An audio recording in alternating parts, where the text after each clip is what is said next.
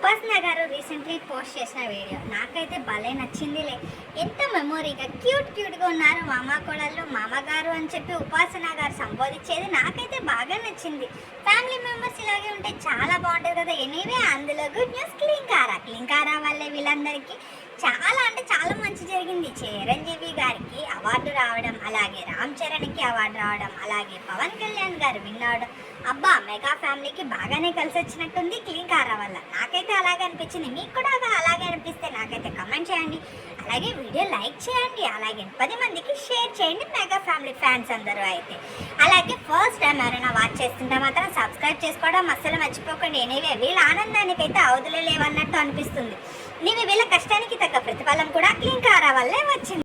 Mega ఫ్యామిలీకి అదృష్ట లక్ష్మి ఇంకా క్లింకారానే అని చెప్పవచ్చు. ఎందుకంటే అవార్డుల మీద అవార్డులు గెలుచుకుంటున్న మెగా ఫ్యామిలీ. కంగ్రాచులేషన్స్ అందరికి.